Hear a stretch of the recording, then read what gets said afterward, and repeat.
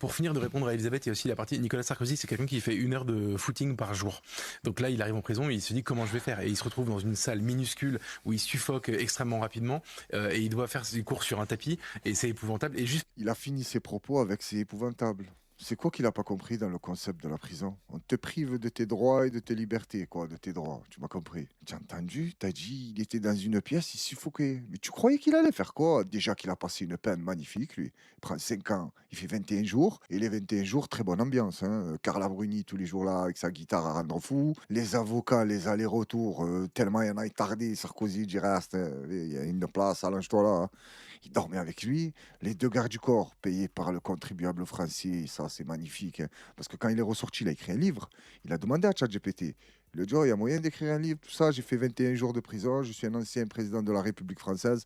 ChatGPT lui a dit, c'est impossible. Je n'ai pas resté assez longtemps. Il lui a dit, pas assez de matière pour faire un livre. Et Nicolas Sarkozy lui a dit, tu as dit quoi? Pas assez de matière. Où tu as vu un mec qui rentre en prison, toi, il a 2 gardes du corps, il a sa femme tous les jours, des ministres qui viennent le rendre visite. Là, ChatGPT, il a bugué. Il a dit, non, tu es un mytho, je ne crois pas. Et c'est depuis ce jour-là que l'algorithme de ChatGPT, il a bugué, tu vois. Parce qu'il a vérifié, il a dit, c'est jamais arrivé dans l'histoire. Et lui, il vient nous dire que c'était épouvantable, il était dans une petite pièce, il suffoquait. Et le sort du peuple libyen, Geoffrey Lejeune, comment tu trouves ça? Le jeune lèche-cul, ouais, pourtant ça fait longtemps qu'il fait ça. Hein. C'est incroyable ce qu'on peut voir à la télé française. Alors Lord, comment ça va? J'espère que vous allez tous et toutes bien. Désolé pour hier soir, j'avais préparé la vidéo, mais j'ai pas eu le temps de la monter à cause des imprévus qu'on ne peut pas prévoir.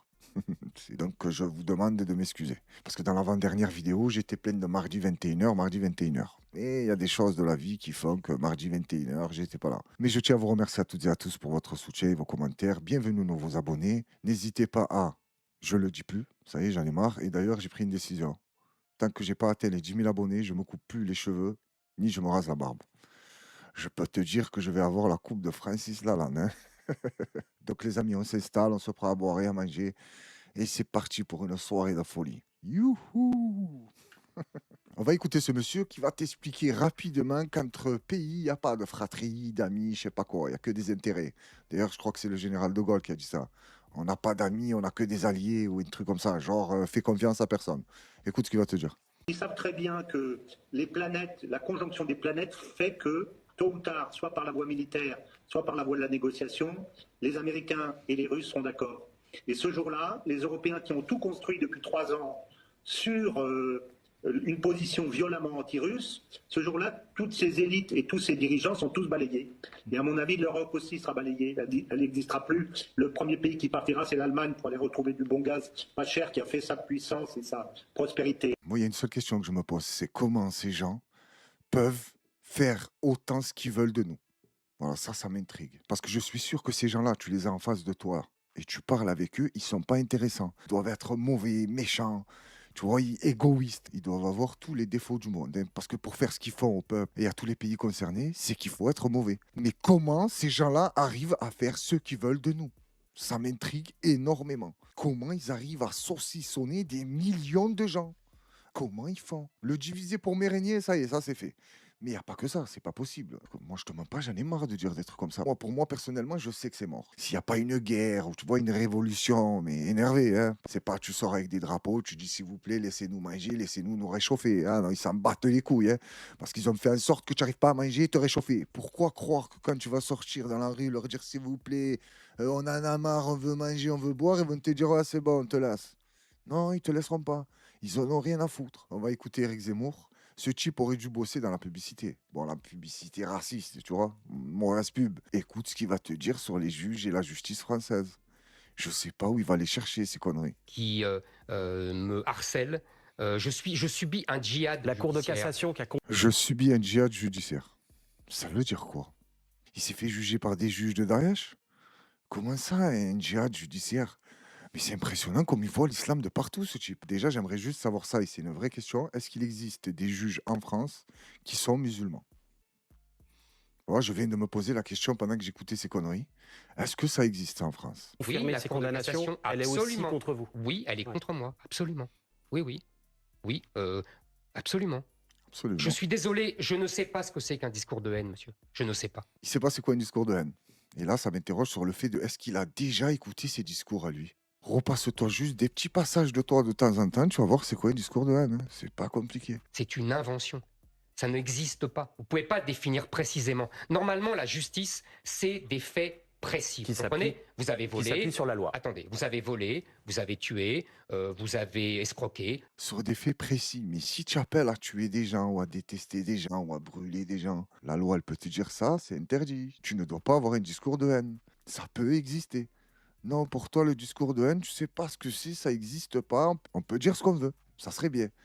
Mais on est en France, ça marche pas comme ça. Arrivé un moment, ils te disent non. Là, tu dis plus ce que tu veux. Tu leur dis, c'est la liberté d'expression. Ils te disent, ouais, sur le papier, pas dans la réalité. Ça, ce sont des faits précis. Et on vous condamne là-dessus. Un Vous discours de considérez haine, ça veut rien Vous dire. considérez qu'incitation à la haine ou injure raciste, ça ne devrait Ça pas non. être répréhensible? Non. Non, parce que ça ne veut rien Pour dire. personne. Ce n'est pas au juge d'apprécier ce qu'est un discours de haine. Ça ne veut rien dire. Vous comprenez ce que je veux dire? Est-ce que vous dites la même chose pour contestation de crimes contre l'humanité? Ça ne devrait pas être Évidemment, je dis répréhensible. la même chose. Je suis Donc pour tout la est liberté possible. historique. Je suis pour la liberté historique. Si on me dit que Napoléon n'a pas existé, je m'en moque, on ne va pas le condamner en justice. Pourtant, c'est une bêtise. Bah voilà. Il doit faire référence à ses bêtises à lui. Quand il t'a dit que tous les trafiquants de drogue, c'était des Arabes et des Noirs. Ben, pour ça, il s'est fait condamner. Là, il est en train de te dire qu'il a dit une bêtise. Et il n'aurait pas dû être condamné. Mais tu as été condamné pour beaucoup de bêtises quand même, hein. Ça va peut-être vous étonner, mais je suis d'accord avec lui là. On a le droit de dire ce qu'on veut. Il y a des choses qui ne se disent pas, tu vois, pour pas faire du mal aux gens. Parce que c'est gratuit. On pourrait insulter tout le monde comme ça, gratuitement, se faire plaisir. Mais ça sert à quoi? On prend l'exemple des États-Unis. Ils ont une liberté d'expression énervée, eux. Pareil, jusqu'à une certaine limite. Il y a des limites à pas dépasser là-bas aussi. Pourtant, ils sont beaucoup plus ouverts que nous sur la liberté d'expression. Éric Zemmour, c'est ce qu'il aimerait. Tu passes sur les plateaux télé, tu insultes les Arabes, les Noirs, les musulmans, qui tu veux. Et personne ne te rend fou. Peut-être pas la justice, s'il y a une liberté d'expression totale, mais il y a des gens qui t'écoutent, ça va pas passer. Quand il va te croiser, lui, il n'y a pas la justice, il n'y a pas la loi, il n'y a pas la liberté d'expression. Il en a rien à foutre, il va vouloir te monter en l'air. C'est comme le type que je vais vous mettre dans la vidéo qui va suivre. Regarde-moi ce type et dis-moi qu'il fait pas partie du Ku Klux Klan. On l'écoute. Je suis un petit peu étonné que sur un plateau de télé, on puisse promouvoir ce type de suprémacisme qui consiste à considérer qu'il y aurait des civilisations qui se confronteraient, qu'il y aurait un grand remplacement comme les musulmans en France. Je vais vous donner une sémantique utilisée par Donald Trump hier ou avant-hier s'agissant des Somaliens. Parler d'êtres humains comme de déchets qui puent, c'est effectivement quelqu'un qui a des propos extrêmement racistes et qui a une vision suprémaciste et raciste. Ce sont ce type de propos qui visent à déshumaniser les personnes et c'est les prémices même de toute dictature et de tout génocide. Vous tiendriez les mêmes propos, Monsieur Conquer, ou vous les condamnez? Moi, je pense que là, de fait, Rien qu'à la tête, tu le vois, c'est un type, il aurait rêvé avoir des champs de coton, tu as vu, il traitait mal les esclaves. Après, la vidéo, je sais pas du tout de quand elle date, mais elle est un peu bizarre parce que quand l'autre il parlait, il y avait beaucoup de coupures, je trouve. Trump s'adressait à un problème que je connais moi personnellement parce que c'est de l'état dont je suis originaire, donc la plus grande communauté somalienne hors de Somalie au Minnesota, mon état d'origine, dans lequel on met au point au jour attention à un ce que réseau vous allez dire, tentaculaire de fraude. Faites vraiment Mais attention à tenez, ce que Vous ne vous allez dire. répondez pas là, monsieur. Vous condamnez ces propos? Considérez que des personnes puent parce qu'ils appartiennent à une origine ou à une Ce communauté. ne sont pas mes Faites simplement attention à ce que vous dites sur un plateau télé.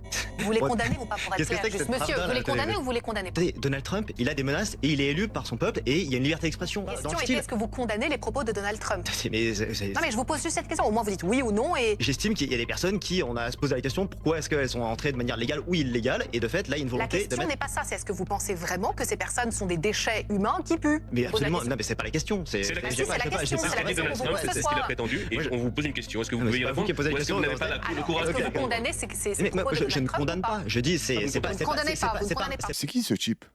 Obligé, il a des liens familiaux avec Adolphe, lui. Tu as entendu les propos?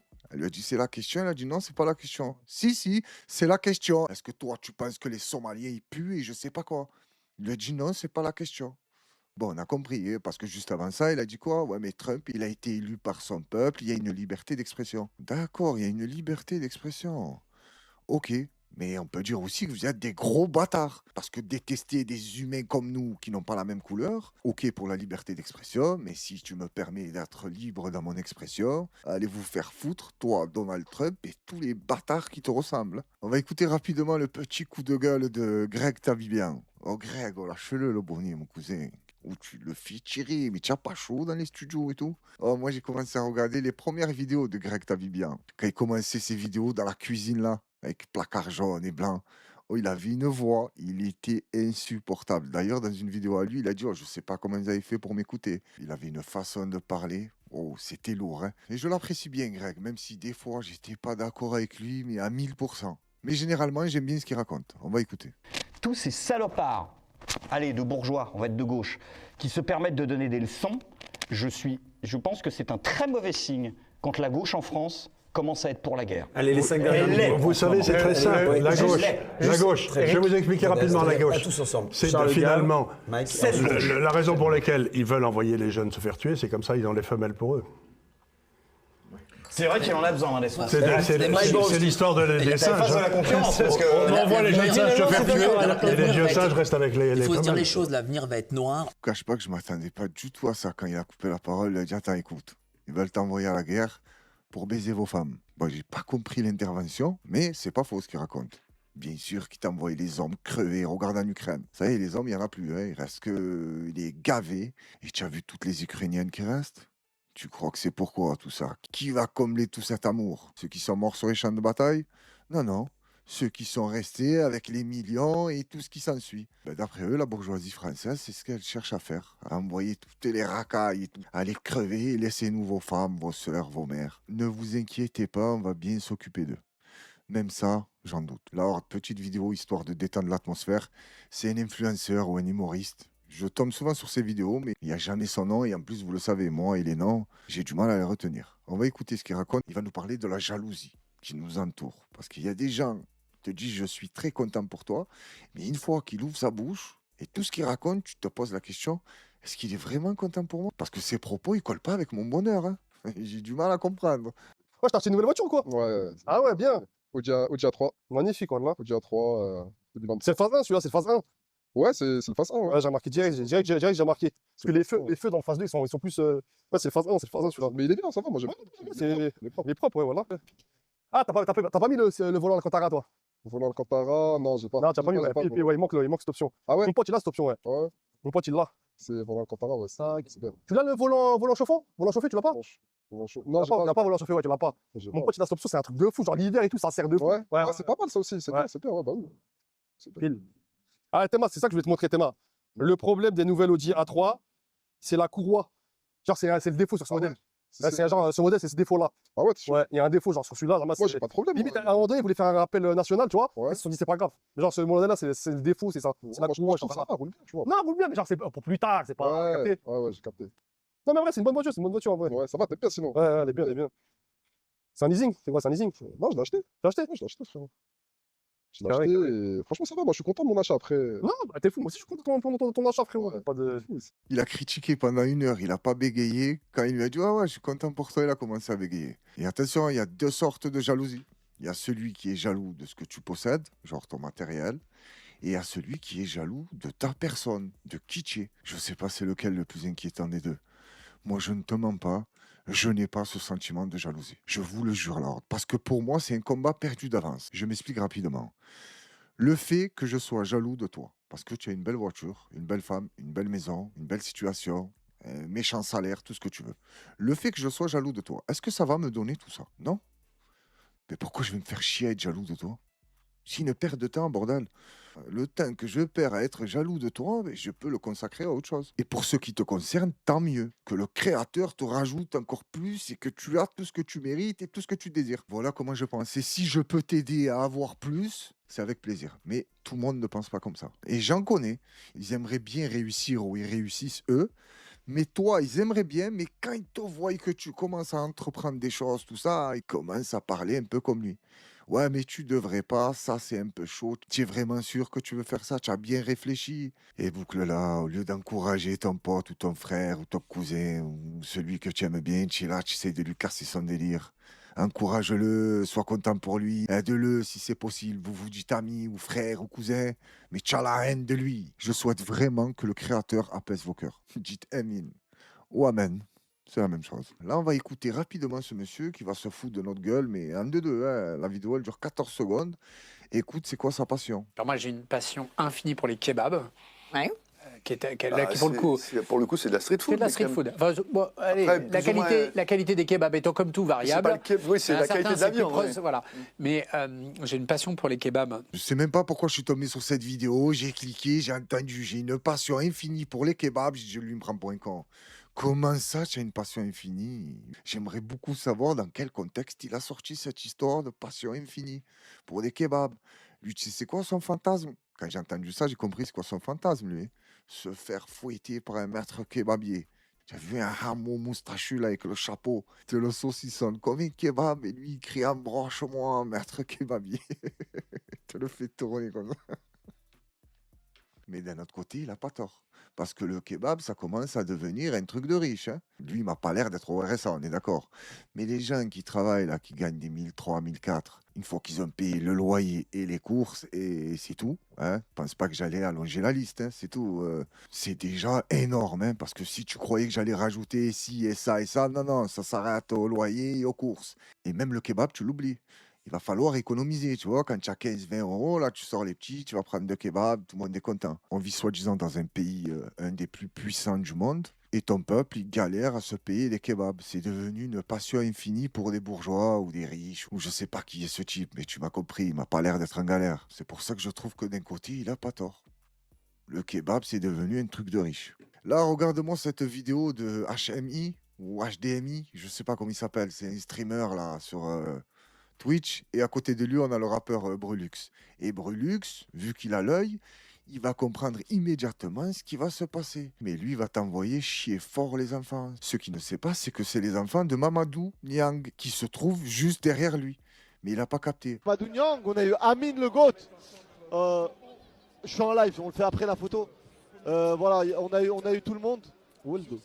Ah, Woldo. Ah, Smahli, viens. Viens, parce que je pensais que... Il y a des fans, ils rentrent. Toi aussi? Allez, viens, on fait à deux. Ouais. Pour les rebeux qui ont compris ici, voilà, je passe pour un... Ah oui, pour les rebeux qui ont compris, tu passes pour un bon bâtard. Là, pour ceux qui n'ont pas compris, quand Brulux lui dit Wildo, ça veut dire c'est son fils. Tu es en train de faire le con, gros, tu les as pointés devant son père. Et là, il percute, et qu'est-ce qu'il dit? Putain, je croyais que c'était des fans. Mais même si c'est des fans, tu les envoies chier comme ça? Pas du tout sympathique, hein. Et en plus, c'est des enfants. Je peux comprendre que ça te dérange en plein live, que des gens ils te rendent de fou, mais tu peux le dire d'une façon tranquille, les gars. 2 minutes, mets-toi là. Une fois que j'ai fini le live, si tu veux, on se fait un live ensemble. Mais pas avec le revers de la main. Oh, je suis en live après. Et quand ça te dit que c'est les enfants de Mamadou Niang, tu commences à avoir le sourire du Joker. Et tu te sens très mal à l'aise. Et Brulux, il m'a régalé. Il était mort de rire. Tu as vu l'attitude de Brulux? Il a fait ça. Il s'est dit, putain, qu'est-ce qu'il fait? Ah, Weldo.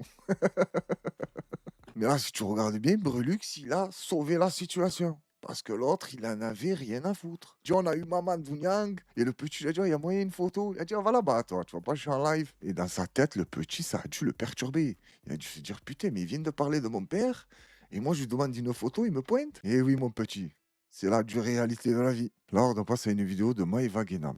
On me propose souvent des vidéos de Maëva Guénam, de Magali Berda, de tous ces influenceurs-là. Et souvent, je mets des vidéos de côté, mais je réagis pas. Parce que quand je revois 2-3 fois la vidéo, je dis, ah, je peux pas, laisse tomber, je vais parler mal, je vais dire des trucs de fou. Là, j'ai pas regardé la vidéo. J'ai compris juste quel était son problème. Genre, il y a du porc de partout. On va l'écouter et on revient. Il y a du khalouf de partout. Rien, on va faire comment? Déjà, rien que sa manière de dire khalouf. Putain de merde, tu en es une belle de khaloufa, toi. On va pas se nourrir. Mais pourquoi rire? Mais pourquoi rajoute des rires de partout? On va pas se nourrir. Mais j'ai fatigué. Désolé, là, je vais essayer de pas trop couper parce que sinon, cette vidéo, si je coupe à chaque fois qu'elle me fait serrer, elle va durer 1h30. Oh non. Coucou. On a trouvé le stand de la raclette. J'espère qu'il n'y a pas de khalouf. Et Rally, il en veut. L'odeur, elle est ignoble. Il fait froid. J'aime trop. Moi, je suis une grande gamine comme ça. Ah ouais. Et est-ce que vous avez quelque chose sans cochon? Oh, c'est toi ma vie. Moi aussi. Ah ouais. Ah, trop bien. Ouais. Vous n'avez pas du saucisson de halal? Ok, merci. Je vous jure, le saucisson, ça donne trop envie. Genre, regardez, ça, j'ai envie de le manger. Ça se voit, c'est bon le saucisson. Mais Dieu, il a dit non. Oh non. J'ai regardé là le stand de vin chaud. Je lui ai dit, je bois pas d'alcool. Et il va m'offrir un jus de pomme. Trop gentil. C'est trop bon. Ils m'ont offert du jus de pomme chaud, je connaissais pas. C'est trop bon, merci. Miskina, elle connaissait pas le jus de pomme chaud. Ben, le jus de pomme que tu as chez toi, tu le mets dans une casserole, il se chauffe. Voilà comment ça marche au cas où tu savais pas. Donc, si j'ai bien compris son histoire là du marché de Noël, ça l'a dérangé qu'il y a du porc de partout. Ok, j'ai compris. Ensuite, elle s'est arrêtée dans un stand et l'autre, elle a dit, oh ma vie, tu m'as vie, je t'aime trop, pas je t'aime trop. Je serais à côté d'eux. Je crois que je devrais cracher dessus à celle qui est en face. Je dis, oh, j'achète pas chez toi. Et ensuite, elle a dit, putain, le saucisson, ça se voit, c'est trop bon, j'ai envie de le manger. Mais Dieu, il a dit non. Ok, jusqu'à là, il n'y a pas de souci. Dieu t'a dit non. Et les saucissons humains que tu dégustes, Dieu t'a dit oui, là. Se refaire le cul, les seins, les cuisses, les joues, ce n'est même plus toi. Et ça, Dieu, il a dit oui, tu peux tout te refaire, la tronche, les dents, le nez. Je ne comprends pas le délire des musulmans avec le porc. Hein. Ils peuvent boire de l'alcool, prendre de la drogue, fourniquer, baiser, braquer, tuer, voler, arracher, torturer, tout ce que tu veux. Mais le porc, c'est non. Qu'est-ce qui se passe avec le porc? Je ne comprends pas. D'accord, le porc, c'est interdit pour les musulmans. Mais tout le reste aussi. Moi, ce que j'ai cru comprendre, c'est si tu es dans le désert, par exemple, il y a un porc qui passe, tu vas crever de faim. Le porc, tu le dégustes à l'Astérix et Obélix. Tu vois, tu lui mets un bâton, tu le fais chauffer, tu le dégustes. Pareil, s'il y a une bouteille de Label 5 sur le côté, tu vois, avec le porc. Si jamais le porc, il se baladait avec un clan Campbell ou quoi, tu vois, il avait une boisson avec lui, tu peux boire. Parce que ta vie est plus sacrée. Te refaire le cul, la chatte, désolé, la horde d'être vulgaire, mais c'est elle qui l'a dit, je me suis refait faire le truc, c'est trop beau, pas c'est trop beau. Ça n'existe pas. Alors, si tu es dans le désert et tu vas pour mourir et tu as un cul qui passe devant toi, il va te servir à rien. Pour les hommes, ça va les exciter, ils vont perdre encore plus d'énergie, donc crever plus rapidement. Et voir passer un cul, des seins, tout ça, ça va pas te sauver la vie. Donc pourquoi ça passe? Quoi, le khalouf, ça passe pas? Quand il lui dit, si tu veux, il y a du halal, je peux te faire je sais pas quoi, parce que j'entendais en arrière-fond, il y a du jambon halal, ou je sais pas ce qu'elle lui a dit. Je suis quasiment sûr qu'en France, 80% du halal, et je suis gentil, hein, 80% du halal, ben pour moi, c'est pas du halal. On doit bouffer de la viande pas halal tous les jours. C'est trop une grosse cadence à assumer. Tu vois, pour effectuer tous les rituels, chaque bête égorgée et tout ce qui s'ensuit. Et tu as vu toute la viande halal qu'il y a? Moi, je te mens pas, j'ai énormément du mal à y croire. Tu me dis, tu as ton petit boucher, tu le connais, c'est lui qui va égorger les bêtes. Il n'a pas tout le temps toutes les viandes. Je te dis, lui, peut-être.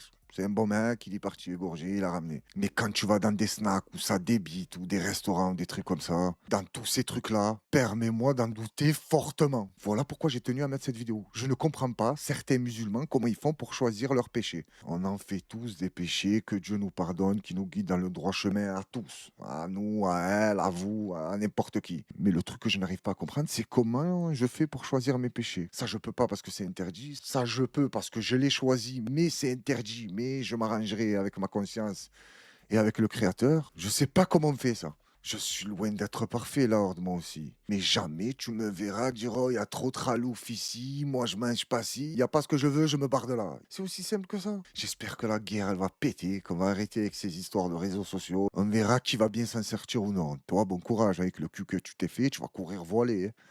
Ouais, tu m'as compris, voilé, de travers, quoi, tu vas galérer. La horde va se quitter avec une vidéo de Tupac. Je connaissais cette histoire-là avec les 2 flics sur lesquels il a tiré, mais je n'avais jamais vu cette vidéo. Quand il les confronte, on regarde.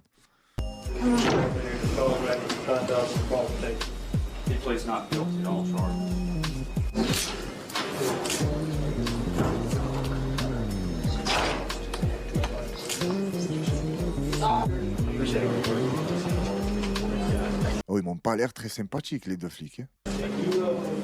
The cases should be treated a little differently. Thank you. Sir, if you step up to the microphone, please, face the judge, state your full name for the record. Scott Ross as well. Please. All right. Thank you. Now, were you, Folks could be protection, as well as having all of the equal protection rights. The cases should be treated a little differently. Thank you. Est-ce que tu m'as vu le regard? Je me fie énormément au regard des gens, moi. On dit que c'est le reflet de l'âme. Et des fois, il y a des gens, tu les regardes dans les yeux, tu vois que l'âme, il est sale. Hein. Rien que dans le regard. Hein. Alors, dans les paroles et les actes, laisse tomber. Là, le regard de Tupac, tu le vois qu'il est sincère dans sa démarche. Et là, sa démarche, je sais pas ce que c'est, parce que je me souviens plus. Je sais qu'il leur a tiré dessus, parce qu'ils étaient en train d'agresser, je sais pas quoi. Je me rappelle pas exactement de l'histoire. Pourtant, ce jour-là, quand il est sorti du tribunal, il m'a appelé. Quoi, vous savez pas que j'ai grandi avec Pac? À la base, il s'appelait Impact, lui. C'est quand il commence à traîner avec moi, il m'a dit, tu sais quoi, tu es la famille, je vais m'appeler Dapak. Tu es un monstre. Non, mais plus sérieusement, j'ai mis cette vidéo, tu sais pourquoi? Rien à voir avec Tupac, hein. Par rapport au nouveau documentaire que 50 Cent a fait sur Puff Daddy, sur Netflix. Apparemment, c'est du lourd. Je ne l'ai pas encore vu. 50 Cent revient sur le meurtre de Tupac et de Biggie, et d'après ce qu'on m'a dit, il démontre que Puff Daddy serait impliqué dans leur meurtre. D'ailleurs, je regarderai le documentaire ce soir, pendant que vous regarderez La Horde. Moi, je regarderai ce bâtard de Didi. Et à ce qui paraît, le documentaire est violent. Et après avoir regardé le documentaire, je mettrai une vidéo de Puff Daddy ou une photo de lui et je te dirai ce que je pense de cet ignoble personnage. Voilà, on va se quitter sur ça, La Horde. Merci à toutes et à tous d'avoir suivi la vidéo. Prenez soin de vous, de ceux qui vous entourent. Et La Horde, je vous donne rendez-vous vendredi à 21h. Et je vous souhaite une très bonne soirée à vous. Bon courage pour ceux qui se réveillent demain matin tôt et force à La Horde.